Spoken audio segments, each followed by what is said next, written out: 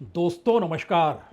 वो असंगठित हैं यानी अनऑर्गेनाइज्ड हैं, वह फेसलेस हैं यानी उनका कोई चेहरा नहीं है, लेकिन उनकी तादाद इस देश में 50% से ज्यादा है। जब वो खड़े होंगे तो उसका सामना आप कैसे करेंगे? आप तो ऑर्गेनाइज्ड हैं। इस ऑर्गेनाइज सिस्टम के भीतर कई इंस्टीट्यूशंस हैं जिस पर आपका कब्जा है। उस कब्जे से आगे बात जब डेमोक्रेसी तक जाती है तो फिर चुनाव आयोग है, इस देश की सुप्रीम कोर्ट है, सब कुछ आप ही के अधीन है। और पार्लियामेंट में विपक्ष की मौजूदगी जरूर है, लेकिन उस विपक्ष के होने या ना होने का असर भी इस दौर से गायब हो चुका है। तब आप क्या करेंगे? यह ऐसे सवाल नहीं है, यह रिपोर्ट में दर्ज ऐसे शब्द हैं जो सरकार की धड़कनों को बढ़ा रहे हैं। अब सवाल यह नहीं है कि पार्लियामेंट के भीतर विपक्ष कैसी राजनीति खेलता है, यह भी कोई बहुत महत्वपूर्ण नहीं है कि पार्लियामेंट के परिसर में वह किस तरीके का थिएटर करता है। यह भी महत्वपूर्ण नहीं है कि इस राजनीतिक घमाचौकड़ी में क्या विपक्ष का मुद्दा कुछ मायने रखता है या नहीं रखता है। विपक्ष इस वक्त देश के उन छात्रों के पीछे खड़ा है जो छात्र फेसलेस हैं, जो छात्र ऑर्गेनाइज्ड नहीं है। इस देश के भीतर अलग अलग राज्यों के अलग अलग शहरों में जितनी बड़ी तादाद में छात्र सड़कों पर निकल आए, उसमें किसी पॉलिटिकल पार्टी ने कोई ऐलान किया नहीं था कि आप आइए। किसी विपक्ष की पार्टी ने या फिर सत्ता पक्ष की पार्टी ने या फिर तमाम राजनीतिक दलों की जो स्टूडेंट यूनियन है, उन्होंने भी ऐलान नहीं किया था। यह ऐलान तो सिर्फ और सिर्फ जो जंतर मंतर पर हो रहा था और वहां पर जिस तरीके से डंडे बरसाए गए, पैलेट गन दागे गए, आंसू गैस छोड़े गए, एक स्वतः स्फूर्त परिस्थिति थी जिसमें सोनम वांगचुक को जैसे ही उठाया गया, देश भर के भीतर स्टूडेंट के अंदर एक करंट सा दौड़ गया। उनके मुद्दे पर किसी ने ध्यान ही नहीं दिया था और बात होते होते जेनजी से आगे निकलकर जेड अल्फा तक चली गई। लगभग 6.5 करोड़ इस देश में 6ठी से 8वीं कक्षा तक के बीच में पढ़ाई करते हैं।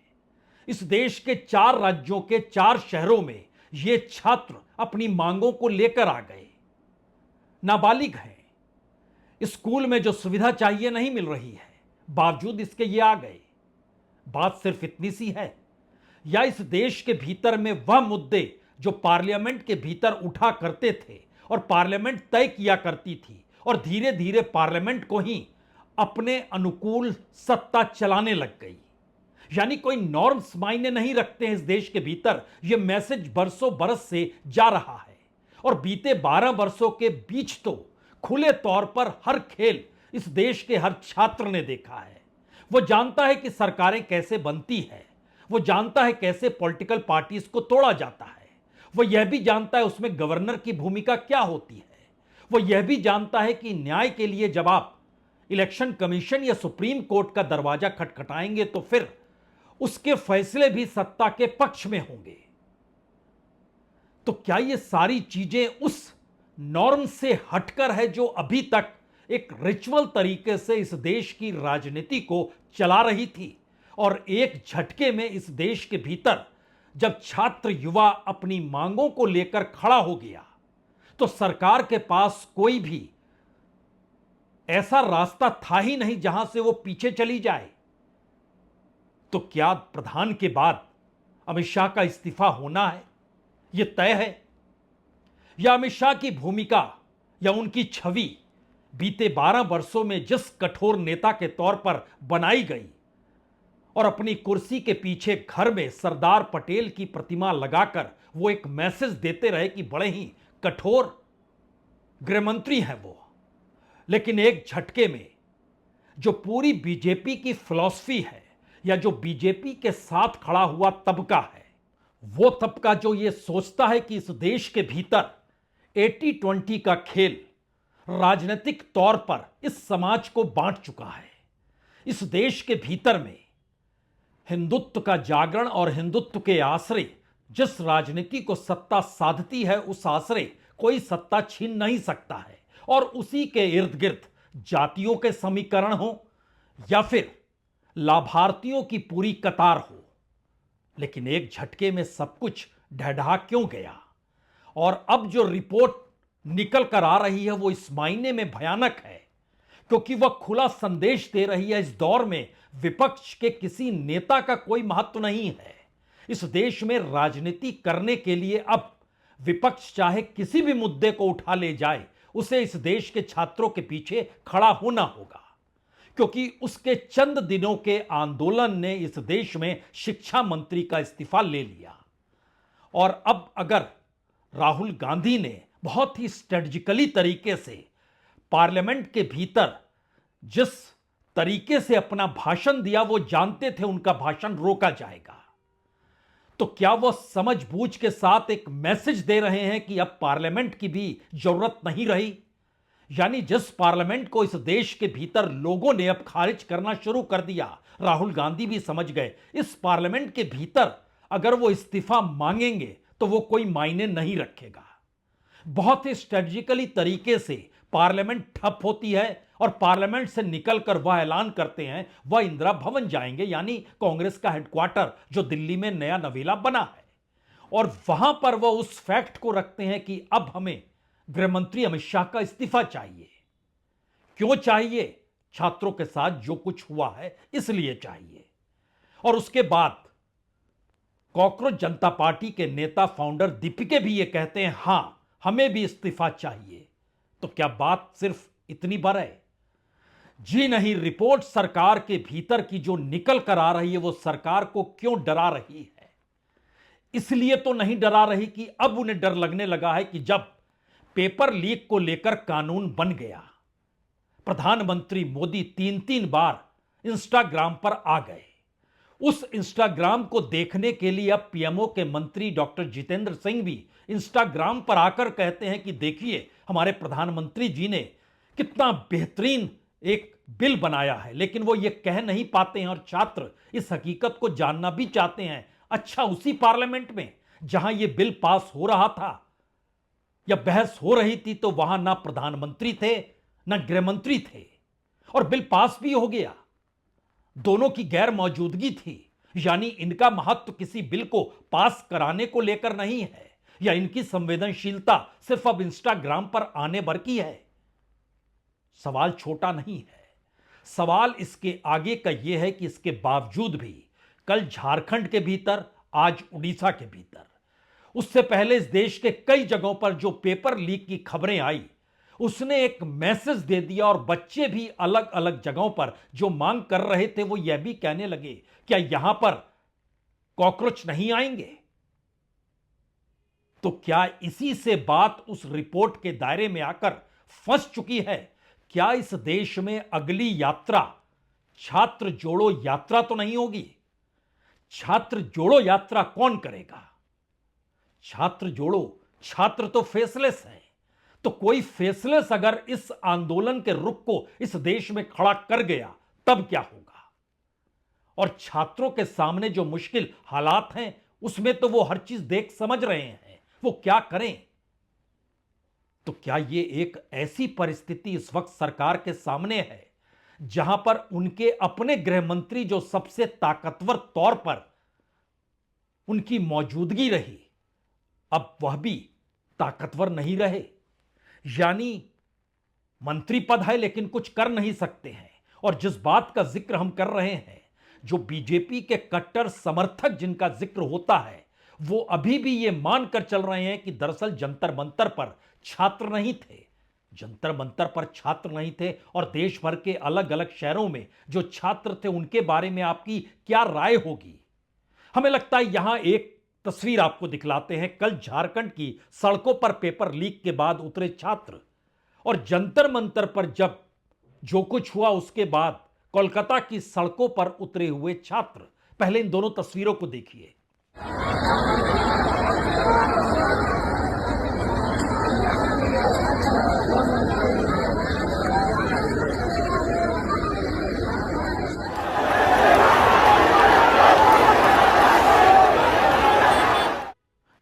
झारखंड कोलकाता से या कहें बंगाल से सटा हुआ है।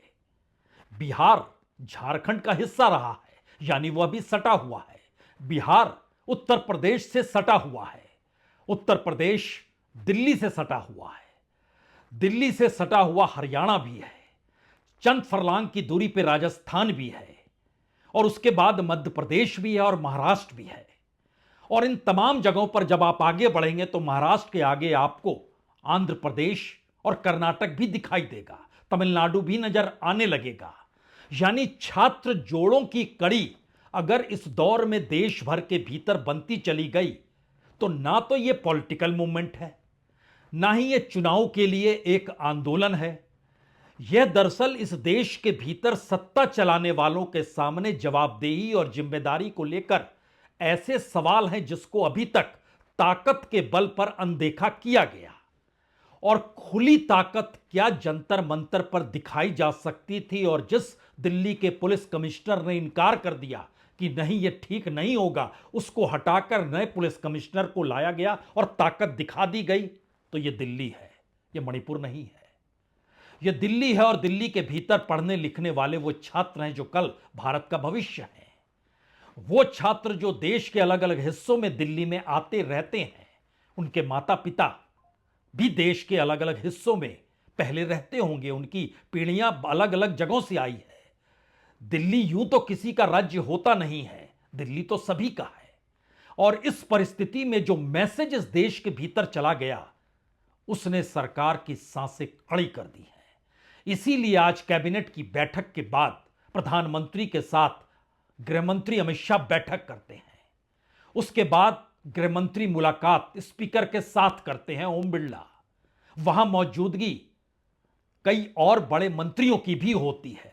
किसी का भी नाम ले लीजिए, क्योंकि इस दौर में किसी नेता मंत्री के नाम लेने की जरूरत या फिर महत्वपूर्ण परिस्थिति है ही नहीं।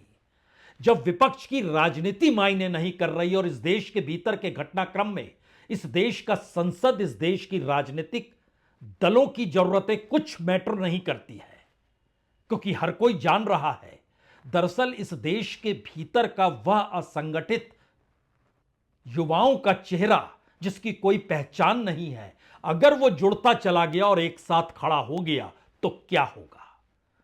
तो दिल्ली में स्ट्रेटजी बन रही है लंबा वक्त कैसे काटा जाए। पार्लियामेंट के भीतर अमित शाह क्यों नजर नहीं आने चाहिए, जाते हुए नजर आ जाएं, निकलते हुए नजर आ जाएं। और उनके साथ जो पत्रकारों की टीम रहती है उसने भी एक मैसेज उस जेनजी और जेन अल्फा तक को दे दिया, देश भर को दे दिया। यानी इस देश के भीतर ढहती हुई राजनीति के बीच बड़ा सवाल उस इंस्टीट्यूशन का भी आकर खड़ा हो गया। आप इनसे कुछ भी अब चाह नहीं सकते हैं। हम आपको एक तस्वीर दिखाएंगे अमित शाह के इर्द गिर्द पत्रकारों की टीम कैसे घूम रही है। हंसते मुस्कुराते चेहरे, वो नहीं जान रहे कि इस देश के भीतर क्या कुछ हो गया, क्योंकि उनकी 12 बरस की पत्रकारीय ट्रेनिंग में यह रिपोर्टिंग आई ही नहीं है।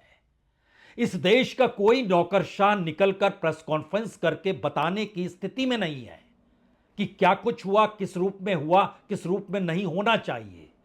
यहां तक कि दिल्ली पुलिस के परिजनों को आज प्रेस कॉन्फ्रेंस में लेकर आया गया और बताया गया कि बताइए आपके पिता के साथ क्या हुआ। यानी मीडिया गायब है या फिर अभी भी वो सरकार की चाकरी कर रहा है, यह उसकी ट्रेनिंग है। इसीलिए पत्रकारों के हंसते मुस्कुराते चेहरे आप अमित शाह के इर्द गिर्द हम अब दिखाने वाले हैं। लेकिन उसके बाद अगला सवाल है कि देखिए उस मीडिया पर भरोसा नहीं जिसको अपने शिकंजे में सत्ता ने कसा और उसके साथ अपनी बातों को सिर्फ वो कहती चली गई। इस देश की नौकरशाही को उसने लगाम कस ली। अब वो नौकरशाही बाहर निकलकर कोई बात कहने की स्थिति में नहीं है। चुनाव आयोग उसकी जरूरत छात्रों को नहीं है, क्योंकि ये पॉलिटिकल मूवमेंट नहीं है। ये इलेक्शन तक पॉलिटिकल पार्टीज ले जाए वो देखा जाएगा। सुप्रीम कोर्ट इस दौर में चीफ जस्टिस सूर्यकांत, उनके कई कार्यक्रम रद्द कर दिए गए। रद्द इसलिए कर दिए गए कि वो कहीं जाएंगे, कुछ बोल बैठेंगे तो फिर क्या होगा। यानी एक ऐसी परिस्थिति है कि सरकार के अपने वजीर, अपने प्यादे उस पूरी बिसात से गायब हो गए एक झटके में, जहां पर इस देश का बड़ा युवा खड़ा हो गया। ऐसा मिजाज तो कभी नहीं था, और ऐसा मिजाज नहीं था तो यहां हम आपको दो तस्वीर दिखलाना जरूर चाहेंगे। एक जिसका हमने जिक्र किया, पत्रकारों की टीम, उसके हंसते मुस्कुराते चेहरे, जिनमें इतना नैतिक बल भी नहीं कि वहां खड़े होकर माइक लगाकर पूछ दें, आप इस्तीफा देंगे या नहीं देंगे, हां या ना, कुछ तो कह दीजिए। जी नहीं। और दूसरी तस्वीर भी जबरदस्त है। जब सभी खामोश हैं तो उस वक्त बाबा रामदेव को सामने ये लेकर आते हैं और कहते हैं, बाबा रामदेव, सड़क से नहीं संसद से चीजें चलेंगी, उसी संसद से जिसका महत्व इस दौर में बचा ही नहीं है। दोनों देख लीजिए।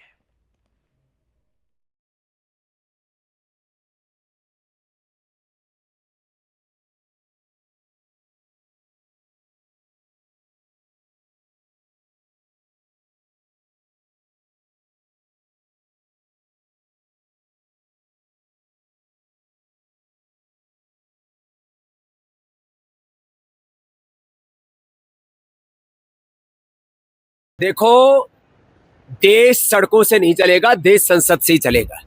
और शिक्षा मंत्री कौन होगा, कौन नहीं होगा, ये सड़कों पर तय नहीं होगा। ये देश का प्रधानमंत्री और देश की संसद तय करे।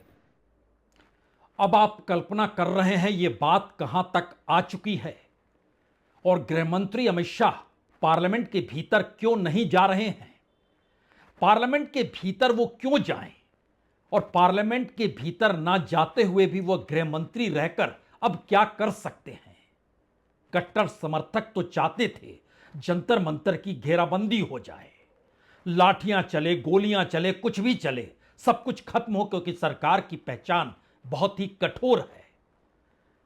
लेकिन इसके पीछे कोई पॉलिटिकल सोच नहीं है, और बड़ी बात तो यह है कि यह पूरे तरीके से अनस्क्रिप्टेड है। अनस्क्रिप्टेड इसलिए क्योंकि लगातार जो देश में इस देश का युवा छात्र देख रहा है, उन परिस्थितियों में वह कोई पॉलिटिकल लड़ाई पॉलिटिकल नारों के जरिए नहीं लगाता है। वह अपनी आजादी को, अपनी स्वतंत्रता को एंजॉय करना चाहता है। उसके साथ जो भाषा है, उसके जो तरीके हैं, जो टेक्नोलॉजी मौजूद है, उस टेक्नोलॉजी के आसरे पूरी दुनिया में अपनी बात वो पहुंचा रहा है।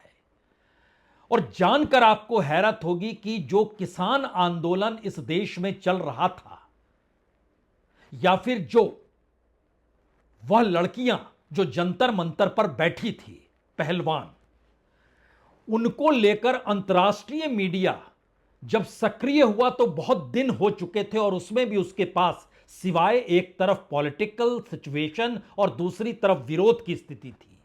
पहली बार अंतर्राष्ट्रीय मीडिया इस आंदोलन को उसी रूप में ले रहा है जिस रूप में अभी भी भारत का मीडिया लेने को तैयार नहीं है। वो समझ ही नहीं पा रहा है कि दरअसल इस देश के भीतर एक लावा था जिसका कॉर्क खुल गया, और उसके बाद एक झटके में अलग अलग जगहों पर वो लावा निकलने लग गया। और ये लावा कोई पॉलिटिकल इश्यूज के जरिए नहीं निकल रहा है, बल्कि वह उसकी अपनी सोच है, और उसके भीतर का यह एहसास है कि दरअसल अब नहीं तो फिर कब। ये परिस्थितियां सरकार को डरा रही है, और एजेंसियों की रिपोर्ट जो निकल कर आ रही है अलग अलग जगहों से, ये वाकई समझ पाने की स्थिति में नहीं है। ये नहीं समझ पा रहे हैं कि ऐसा किस रूप में कैसे हो गया। तीन बड़ी बातें ध्यान रखिए।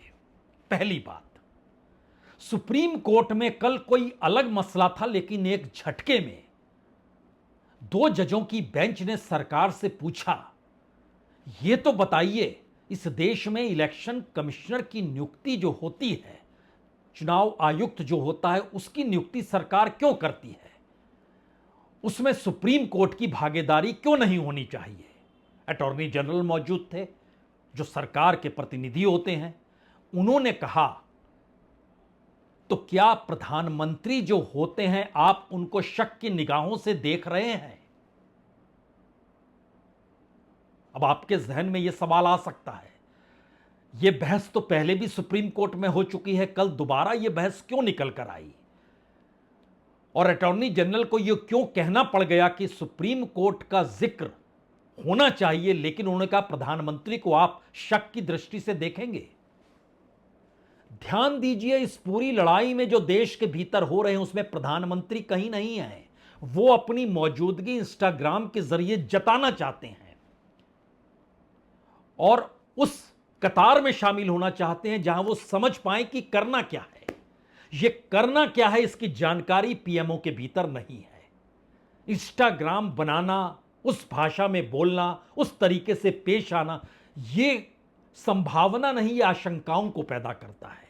उस आशंका को जिसके जरिए जिक्र हो रहा है, अब इस देश में भारत जोड़ो यात्रा शुरू हो जानी चाहिए। वो छात्र जो देख रहे हैं, समझ रहे हैं कि देश के अलग अलग हिस्सों में एजुकेशन को लेकर जो एक खामोशी लगातार बरती गई, और आपको जानकर हैरत होगी 2014 में जो बैंकों से एजुकेशन के लिए लोन लिया जाता था बच्चों के लिए, उस लोन में सिर्फ और सिर्फ 1200% का इजाफा हो गया है। हैरत होगी, हो रही होगी।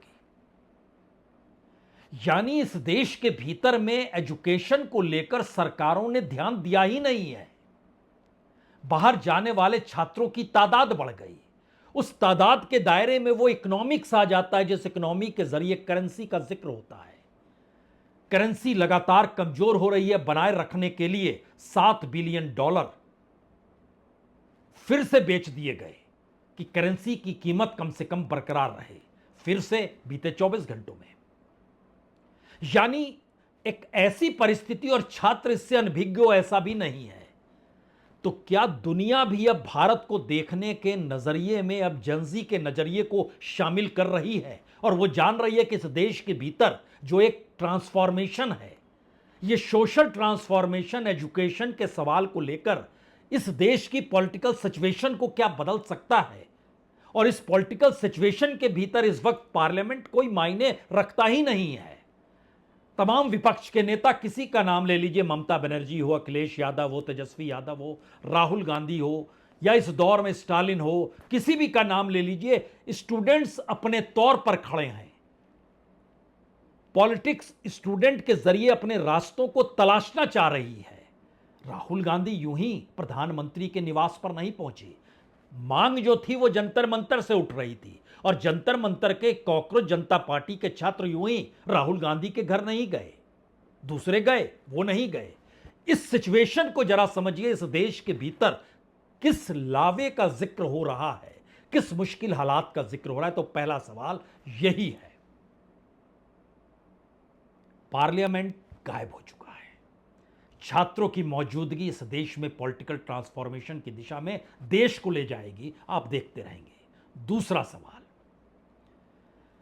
क्या पार्लियामेंट का ना होना, पॉलिटिक्स इस दौर में बेमानी लगना, और इन सब के बीच सबसे ताकतवर शख्स के तौर पर सत्ता के भीतर बैठे अमित शाह की मौजूदगी, अब किसी भी ताकत को वह एंजॉय नहीं कर सकते हैं।